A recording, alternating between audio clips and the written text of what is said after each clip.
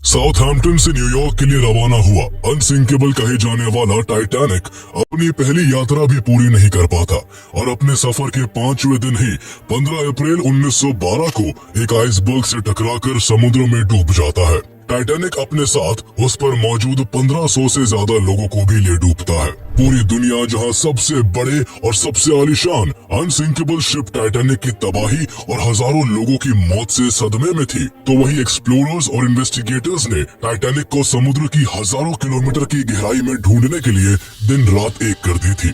लेकिन north Atlantic ocean ने Titanic को अपनी गोद में इस तरह से छुपा लिया था कि टाइटैनिक को ढूंढने के लिए एक के बाद एक कई सर्च ऑपरेशंस फेल होते चले गए। पहले महीने, फिर साल और फिर दशक बीतते गए, लेकिन टाइटैनिक का कोई नामो निशान तक नहीं मिल सका। 1980 आते आते जहां बहुत से इन्वेस्टिगेटर्स ने टाइटैनिक को खोजने से हाथ खड़े कर दिए थे, तो वही ओशनोग्राफर डॉक्टर रॉबर्ट बैलार्ड टाइटैनिक को लेकर इस कदर फैसिनेटेड थे कि उन्होंने उसे ढूंढने की जिद नहीं छोड़ी। यूं तो रॉबर्ट टाइटैनिक को ढूंढने का पहले भी कई प्रयास कर चुके थे, पर उनका भी प्रयास बाकी खोजकर्ताओं की तरह असफल ही रहा था। लेकिन वो अपने मिशन पर डटे रहे और इसी को लेकर उन्होंने 1982 में यूएस नेवी को साथ लेकर अपनी खोज को और तेज कर दिया। आखिरकार रॉबर्ट और उनकी टीम की मेहनत रंग लाई और टाइटैनिक को 1985 में ढूंढ लिया गया। डूबने के 73 साल बाद टाइटैनिक जब पहली बार दुनिया की नजर में आया तो देखने वालों के होश उड़ गए। कभी दुनिया का सबसे खूबसूरत और सबसे आलीशान रहा टाइटैनिक समुद्र में 12,400 फीट नीचे अटलांटिक ओशन के खारे पानी और बैक्टीरिया से अपने अस्तित्व की लड़ाई लड़ रहा था। लेकिन सोचने वाली बात यह है कि आखिर टाइटैनिक को ढूंढने में 70 साल से भी ज्यादा का वक्त क्यों लग गया? आखिर रॉबर्ट बैलार्ड ने टाइटैनिक को कैसे खोजा? टाइटैनिक के मलबे की जांच करने पर ऐसा क्या पता चला जिससे उसके डूबने का एक खास कारण सामने आया? 400 miles off the coast of Newfoundland, a great ship went down after striking an iceberg. Never a trace was found. The mighty ship went down in less than 3 hours. More than 1,500 people died. Only 713 survived. It took researchers decades to find the doomed ocean liner. Scientists have even seen the iceberg damage that doomed the Titanic. It's so huge that in the gloom, cameras can only ever show us tantalizing snapshots of the decaying ship, never the whole thing. Just could not believe that this magnificent ship, which is the most magnificent ship in this day, could actually sink. डूबने के बाद Titanic की तबाही उसकी खूबसूरती और बनावट से भी ज्यादा मशहूर हो चुकी थी। ऐसे में कोई भी उसे समुद्र से ढूंढ निकालने की बात करके अखबारों की हेडलाइंस में आ सकता था। इसीलिए टाइटैनिक के डूबने के तुरंत बाद से ही उसको समुद्र की गहराई से निकालने का मिशन शुरू हो गया। दरअसल एक्सप्लोरर्स टाइटैनिक को ढूंढ निकालने को लेकर इसीलिए भी उम्मीद से भरे हुए थे क्योंकि टाइटैनिक ने डूबने से पहले कारपेथिया शिप को जो डिस्ट्रेस सिग्नल्स भेजे थे उसके जरिए उसकी लोकेशन के कोऑर्डिनेट्स कारपेथिया के पास मौजूद थे। उन्हीं को फॉलो करते हुए कारपेथिया शिप ने टाइटैनिक के 700 से ज्यादा सर्वाइवर्स तक पहुंचकर उन्हें रेस्क्यू किया था। इसलिए सभी का अनुमान था कि डिस्ट्रेस सिग्नल से मिले कोऑर्डिनेट से जब टाइटैनिक से उतारी गई लाइफ बोट्स को ढूंढ लिया गया था तो टाइटैनिक भी उसी लोकेशन के आसपास ही कहीं होगा। लेकिन लोग इस बात को नजरअंदाज कर रहे थे कि कारपेथिया को डिस्ट्रेस सिग्नल टाइटैनिक के डूबने से 2 घंटे पहले रिसीव हुआ था और इन 2 घंटों में डूबता हुआ टाइटैनिक ना जाने समुद्र के किस कोने में कितनी गहराई में पहुंच चुका था, इसका उन्हें कोई अंदाजा भी नहीं था। इसके अलावा अगर डिस्ट्रेस सिग्नल की पोजीशन पर भी जहाज के मलबे की खोजबीन की जाती तब भी वहां सर्च ऑपरेशन कर पाना बेहद मुश्किल था। एक तो नॉर्थ अटलांटिक ओशन के उस एरिया में वेदर कंडीशंस इतनी अबनॉर्मल है कि वहां रहकर इतने बड़े टास्क को कर पाना किसी भी तरह से आसान नहीं होता। दूसरी बात ये थी कि उस समय इतने एडवांस टूल्स का इन्वेंशन नहीं हुआ था जिनके जरिए समुद्र की हजारों किलोमीटर की गहराई में टाइटैनिक के मलबे को ढूंढा जा सके। लेकिन ये सच्चाई जानने के बाद भी कुछ लोग टाइटैनिक को समुद्र से ढूंढ निकालने की कोशिश में लगे हुए थे। टाइटैनिक के साथ हुए हादसे में कई वेल्दी विक्टिम्स भी थे जिनके परिवार अपने पैसे और ताकत के इस्तेमाल से टाइटैनिक को बाहर निकालना चाहते थे। इनमें गुगनहाइम फैमिली, एस्टर फैमिली और वाइडनर फैमिली थी जिन्होंने मिलकर एक ऑर्गेनाइजेशन को बनाया और the Merritt and Chapman Derrick and Wrecking Company के साथ टाइटैनिक को बाहर निकालने का कॉन्ट्रैक्ट साइन किया। लेकिन इस प्रोजेक्ट को कुछ वक्त बाद ही बंद करना पड़ा क्योंकि टेक्निकल लिमिटेशंस और एडवांस टूल्स न होने की वजह से डाइवर्स बढ़ते वाटर प्रेशर का सामना नहीं कर पाते और समुद्र की गहराई तक पहुंचने में वो असफल रहते हैं। इसके बाद मार्च 1914 में डेनवर के एक आर्किटेक्ट चार्ल्स स्मिथ ने सबमरीन्स के साथ इलेक्ट्रोमैग्नेट्स को जोड़ने का सुझाव दिया। उन्होंने थ्योरी दी कि इस तरह इलेक्ट्रोमैग्नेट के अटैच होने से सबमरीन पानी में टाइटैनिक के स्टील हल की ओर खींची चली जाएगी और इस तरह टाइटैनिक की एग्जैक्ट लोकेशन का पता चल जाएगा, जिसके बाद और भी कई इलेक्ट्रोमैग्नेट्स को समुद्र में उतार कर टाइटैनिक को सरफेस पर लाया जा सकेगा। लेकिन ये थ्योरी उस वक्त बिल्कुल भी प्रैक्टिकल नहीं थी और इस काम में करीब 1.5 मिलियन डॉलर्स का खर्चा होता, जो आज के हिसाब से 45 मिलियन डॉलर से भी ज्यादा होते हैं। इसलिए इस प्लान को भी ड्रॉप कर दिया गया। इसके बाद साल दर साल बदलते गए और टाइटैनिक को ढूंढने को लेकर एक के बाद एक कई थ्योरी सामने आती रही, लेकिन सुझाया गया हर एक तरीका बस हवाई बातें ही थी, जिन पर काम करके सिर्फ वक्त और पैसा ही बर्बाद होता।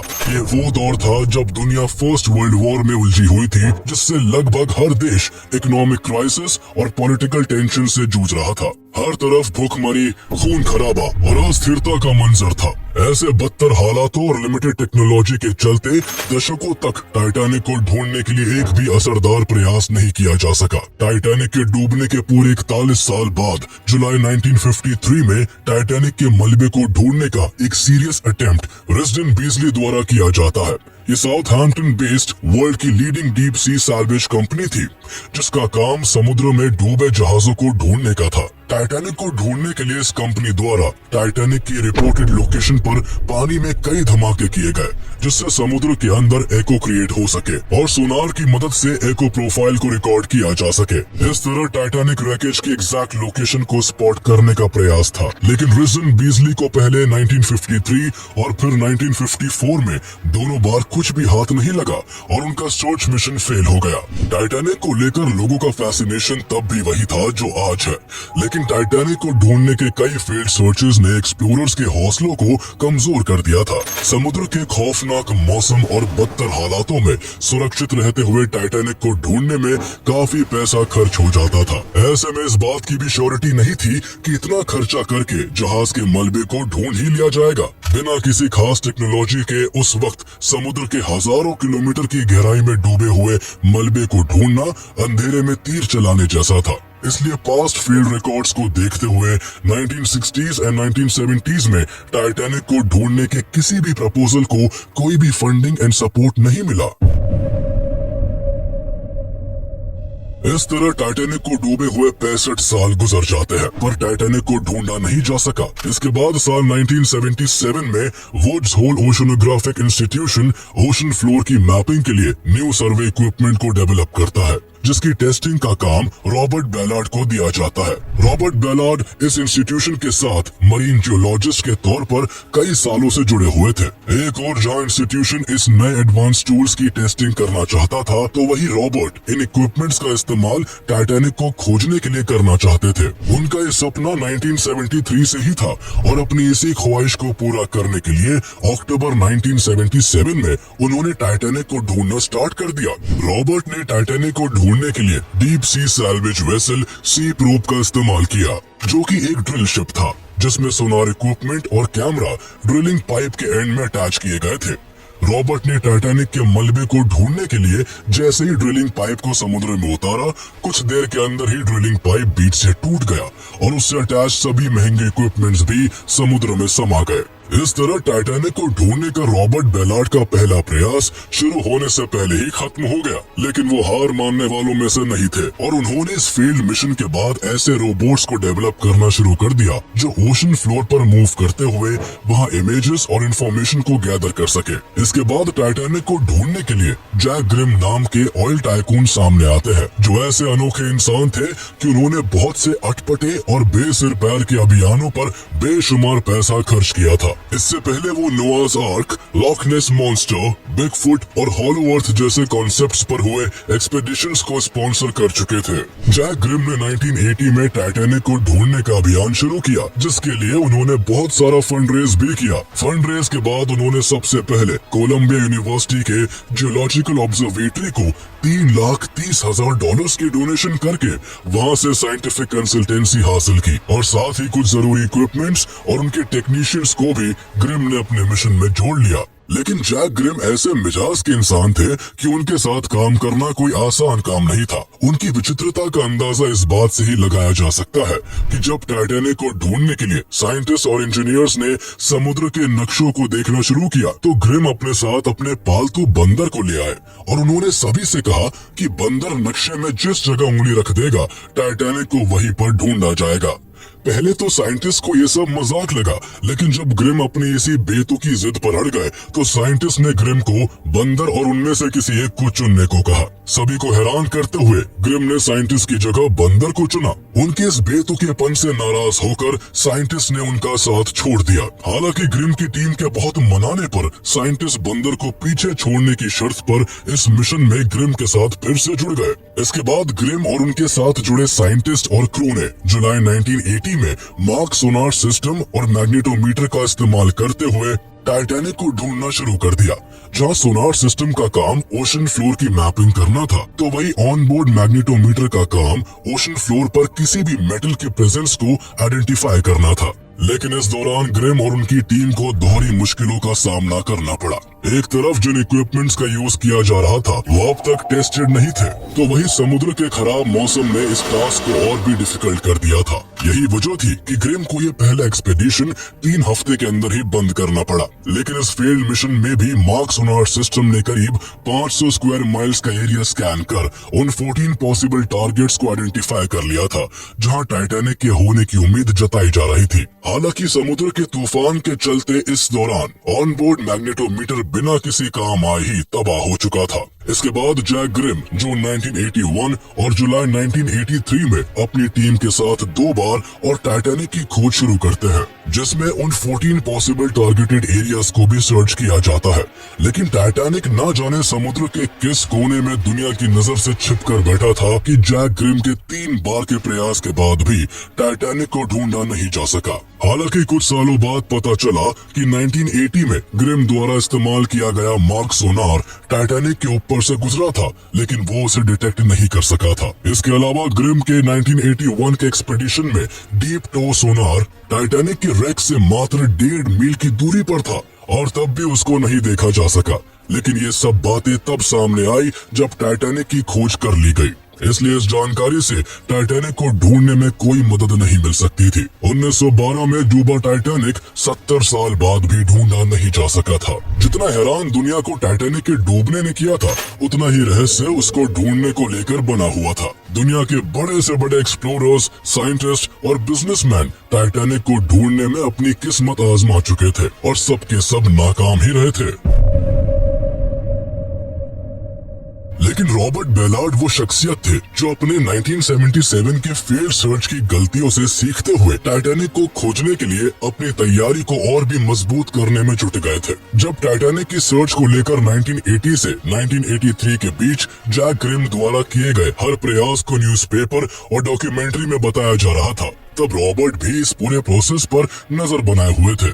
वो अपने नेक्स्ट सर्च के लिए बेहतर स्ट्रेटजीज को प्लान करते हुए एक ऐसी सबमर्सिबल टेक्नोलॉजी डेवलप करना चाहते थे जिसे रिमोटली कंट्रोल किया जा सके और जो ओशन फ्लोर पर मूव करते हुए वहां की इमेजेस और सैंपल्स को कंट्रोल रूम तक ट्रांसमिट कर सके। लेकिन रॉबर्ट के लिए सारा काम अकेले कर पाना मुश्किल था, क्योंकि इतनी एडवांस टेक्नोलॉजी को डेवलप करने के लिए बहुत सारे फंड और टीम वर्क की जरूरत पड़ती। इसलिए रॉबर्ट ने 1982 में इसे बनाने और उसके जरिए टाइटैनिक को ढूंढने के लिए यूएस नेवी को अप्रोच किया। यूएस नेवी के साथ रॉबर्ट 1967 से ही जुड़े हुए थे और यूएस नेवी द्वारा वुड्स होल ओशनोग्राफिक इंस्टीट्यूशन के कई सर्च वेसल्स को पास्ट में भी फंडेड किया गया था। नेवी को रॉबर्ट की इस टेक्नोलॉजी का आइडिया पसंद तो आया, लेकिन वो टाइटैनिक के मलबे को ढूंढने में बिल्कुल भी इंटरेस्टेड नहीं थे। नेवी के ऑफिशियल्स चाहते थे कि वो इस टेक्नोलॉजी के लिए फंडिंग तभी करेंगे जब रॉबर्ट उसका इस्तेमाल नेवी की 2 मिसिंग न्यूक्लियर सबमरीन्स यूएसएस थ्रेशो और यूएसएस स्कॉर्पियन को खोजने के लिए करे, जो कि सालों से नॉर्थ अटलांटिक ओशन में ही कहीं तबाह होकर पड़ी थी। साथ ही नेवी ऑफिशियल्स चाहते थे कि रॉबर्ट इन क्रैश सबमरीन्स के फोटोग्राफ्स भी कैप्चर करे ताकि उनके डिस्ट्रॉय होने के पीछे का कारण पता चल सके और ये क्लियर हो सके कि उन्हें मार गिराने में कहीं यूएसएसआर का हाथ तो नहीं था, जिसके साथ अमेरिका उस वक्त कोल्ड वॉर में उलझा हुआ था। इस पूरे मिशन को सीक्रेट रखने की सख्त हिदायत देते हुए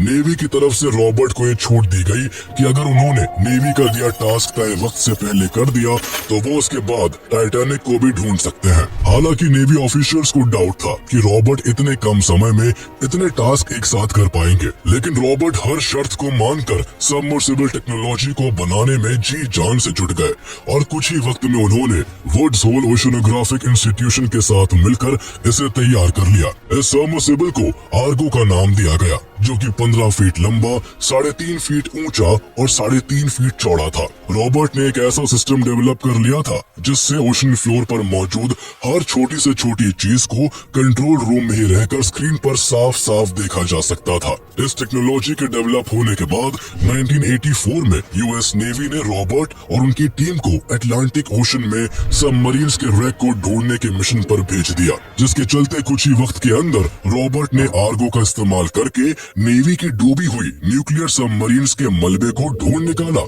रॉबर्ट का बनाया हुआ आर्गो यूएस नेवी के लिए तो कामयाब हो गया था, लेकिन इस दौरान रॉबर्ट को टाइटैनिक के सर्च के लिए जरा भी टाइम नहीं मिल सका, जिसके लिए उन्होंने उस सिस्टम को डेवलप किया था।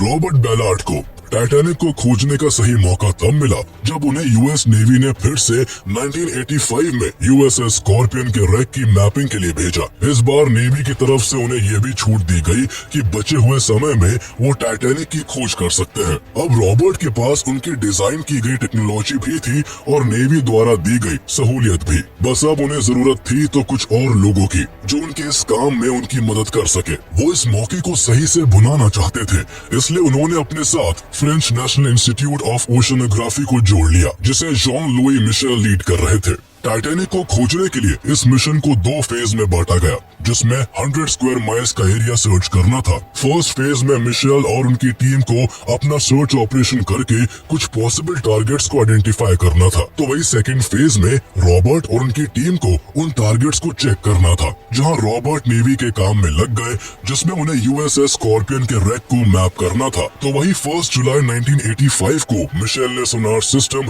SAR का इस्तेमाल करते हुए टाइटैनिक की खोज शुरू कर दी। लेकिन कई हफ्तों की मेहनत और 75% सर्च एरिया को स्कैन करने के बाद भी मिशेल और उनकी टीम को टाइटैनिक का कोई अता पता नहीं चल सका। उनका सोनार सिस्टम टाइटैनिक को कहीं भी स्पॉट नहीं कर पाया था और न ही किसी पॉसिबल टारगेट को अचीव किया जा सका था। इसके बाद 22 अगस्त 1985 को रॉबर्ट नेवी का काम खत्म करके टाइटैनिक के सर्च में जुड़ जाते हैं और टाइटैनिक को ढूंढने के सेकंड फेज को शुरू कर देते हैं। मुश्किल इस बात की थी कि अब रॉबर्ट के पास केवल 12 दिन का ही समय बचा था। इतने दिनों में अगर वो टाइटैनिक को नहीं ढूंढ पाते तो उन्हें खाली हाथ ही वापस लौटने के लिए मजबूर होना पड़ता।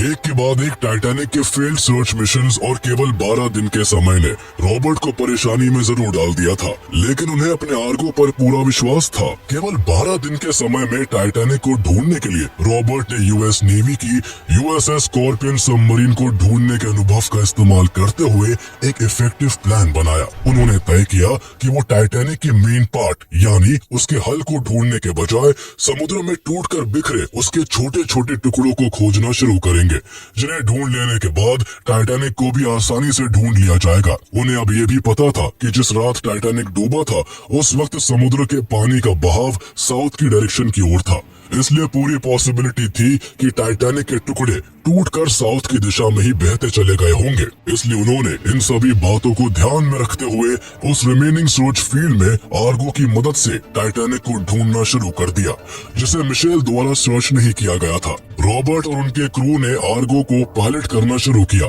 जो कि ओशन फ्लोर पर मूव करते हुए वहां की लाइव वीडियो कंट्रोल रूम की स्क्रीन तक पहुंचा रहा था। देखते देखते कई दिन गुजर गए, लेकिन आर्गो से रिसीव होने वाली पिक्चर्स में समुद्र तल पर मौजूद पत्थर से लेकर समुद्री जीव तक सब कुछ दिखा।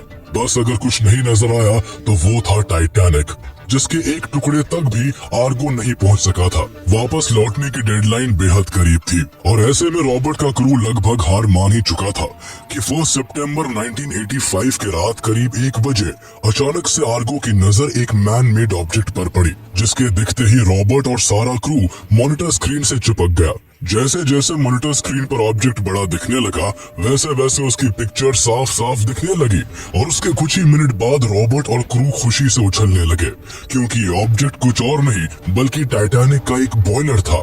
बॉयलर को स्पॉट करने के बाद आर्गो आगे की तरफ मूव करता गया और कुछ ही देर बाद टाइटैनिक का रैक भी क्रू को स्क्रीन पर साफ साफ दिखने लगा, जिसे देखते ही उनकी खुशी का ठिकाना नहीं रहा। रॉबर्ट और उनका क्रू खुशी से झूम उठा। उनका मिशन डेडलाइन के बिल्कुल करीब आकर ही सही पर कामयाब हो चुका था और उन्होंने टाइटैनिक को खोज लिया था। लेकिन अगले ही पल सभी की खुशी खामोशी में बदल गई, जब उन्हें याद आया कि अब रात के करीब 2 बज चुके थे और ये वही समय था जब 73 साल पहले टाइटैनिक के साथ साथ 1500 से ज्यादा लोगों ने इसी समुद्र में अपनी जान गंवा दी थी। रॉबर्ट बेलार्ड ने टाइटैनिक के डूबने के 73 साल बाद उसे ढूंढकर इतिहास रच दिया था। टाइटैनिक न्यू फाउंडलैंड कनाडा से करीब 700 किलोमीटर दूर नॉर्थ अटलांटिक ओशन में 12,400 फीट नीचे कई टुकड़ों में बिखरा पड़ा था। अपने जमाने का सबसे आलीशान टाइटैनिक जब 73 सालों के बाद दुनिया की नजर में आया तो देखने वाले उसकी खस्ता हालत को देखकर सिहर उठे। 2 हिस्सों में टूटे टाइटैनिक के हिस्से एक दूसरे से 2000 फीट से ज्यादा की दूरी पर थे और समुद्र के खारे पानी और वहां मौजूद खतरनाक बैक्टीरिया की वजह से बुरी तरह जंग खा रहे थे। टाइटैनिक के मिल जाने के बाद उसे देखने का क्रम शुरू हुआ, जिसमें एक्सप्लोरर्स, फिल्म मेकर्स और साइंटिस्ट समेत कई मशहूर हस्तियां शुमार थी। 1997 में रिलीज हुई टाइटैनिक फिल्म के डायरेक्टर जेम्स कैमरन ने भी टाइटैनिक के मलबे का कई बार दौरा किया। एक इंटरव्यू के दौरान जब उनसे पूछा गया कि मलबे को देखने के दौरान क्या उन्हें टाइटैनिक के साथ डूबे लोगों में से किसी के रिमेनिंग्स दिखाई दिए थे, तो उन्होंने जो जवाब दिया उससे सभी के रोंगटे खड़े हो गए। उन्होंने बताया कि उन्हें किसी की बोन्स या रिमेन्स तो नहीं दिखे, पर उन्हें वहाँ 2 जोड़ी जूते दिखाई दिए, जिनमें से एक पेयर जूते एक औरत के मालूम होते थे और दूसरे किसी छोटी बच्ची के थे। ये जूते एक माँ और उसकी बहुत छोटी बच्ची के थे, जिन्होंने टाइटैनिक के डूबते वक्त एक दूसरे से लिपट कर समुद्र में डूबते हुए जान गंवा दी थी। सालों बाद उनके शरीर का अंग अंग खारे पानी में घुलने के बाद भी उनके जूते उनके साथ होने की मौजूदगी की गवाही दे रहे थे। अफसोस इस बात का था कि ये सिर्फ एक अकेला उदाहरण नहीं था, बल्कि ऐसे हजारों लोग थे जिन्होंने इस हादसे में जाने कितने ही दर्दनाक लम्हों से लड़ते हुए अपनी जिंदगी खो दी थी। टाइटैनिक के मलबे पर साइंटिस्ट ने अपनी रिसर्च शुरू की, जिसमें उन्होंने पाया कि टाइटैनिक के जिस हिस्से का आइसबर्ग से टकराव हुआ था, उस जगह पर टाइटैनिक को बनाने वाली व्हाइट स्टार लाइन कंपनी ने बहुत ही लो क्वालिटी का स्टील और कमजोर रिवेट्स का यूज किया था। कंपनी ने ये काम पैसा बचाने के लिए किया था और साइंटिस्ट की माने तो कंपनी की इस लापरवाही की वजह से ही टाइटैनिक को आइसबर्ग से टकराव के वक्त इतना नुकसान पहुंचा, जिस कारण पानी बहुत तेजी से अंदर बढ़ता गया और केवल 2 घंटे और 40 मिनट में पूरा टाइटैनिक समुद्र में डूब गया। कंपनी अगर कॉस्ट कटिंग न करके सही स्टील और रिवेट्स का यूज करती तो टाइटैनिक में पानी इतनी तेजी से नहीं बढ़ता और जहाज बहुत देर से डूबता।